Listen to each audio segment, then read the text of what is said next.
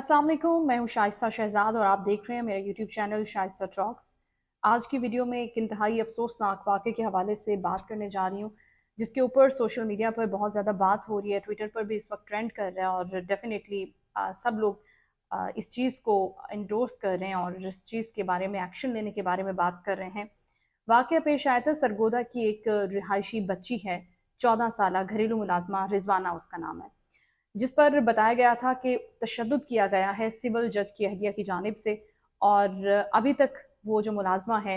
रिजवाना, वो जनरल अस्पताल लाहौर में ज़ेरे इलाज हैं।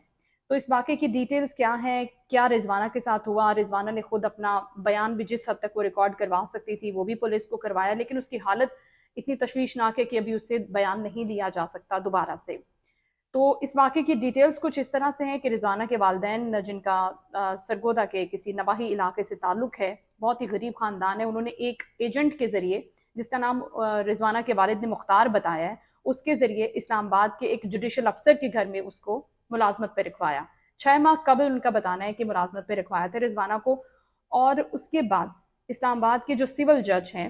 आसिम हफीज़, उनकी बीवी की जानिब से रिजवाना पर तशद्दुद किया गया, उस पर चोरी का इल्ज़ाम लगाया गया कि उसने ज़ेवरात चोरी किए हैं, और चोरी के इल्ज़ाम में उसको बदतरीन तशद्दुद का निशाना उनकी अहलिया की जानिब से बनाया गया। और जब इतना ज़्यादा तशद्दुद उस पर हो गया कि उसकी टांगें टूट गई, उसका दान टूट गया, उसके सर में चोट लगी, तो उसकी हालत गैर हो गई। और जो अभी तक इत्तलात आई हैं उनके मुताबिक, जिसके वालिद का भी बयान है कि उसको अस्पताल नहीं लेकर गए, बल्कि फ़ोन किया रिजवाना के वालिदैन को कि आप इसको आकर ले जाएं।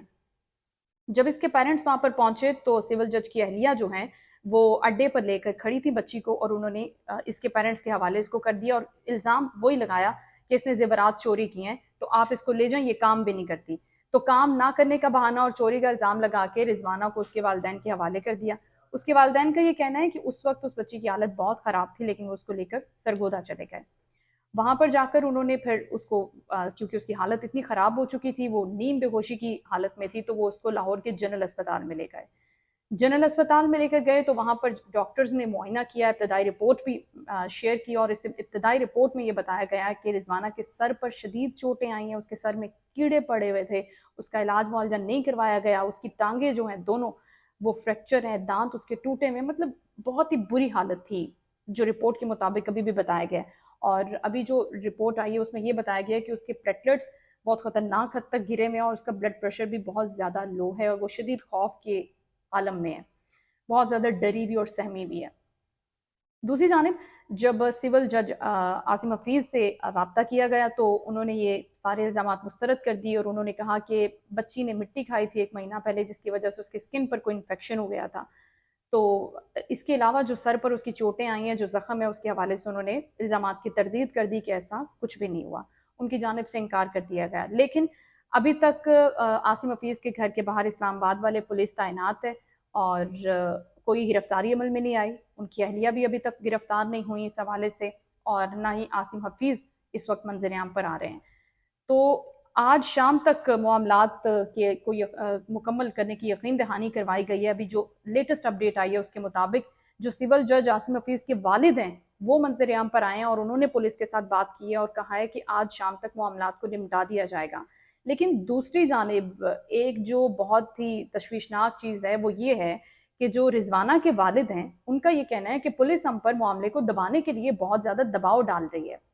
और पुलिस कह रही है कि इस मामले को दबा दिया जाए। गो के पुलिस ने इस इल्ज़ाम की तरदीद की है और उनकी जानिब से कहा जा रहा है कि हम बिल्कुल शफाफ तहकीकात करना चाहते हैं, बिल्कुल, और गिरफ्तारी के हवाले से भी हम कोशिशें कर रहे हैं जज साहिबा की और उनकी अहलिया की।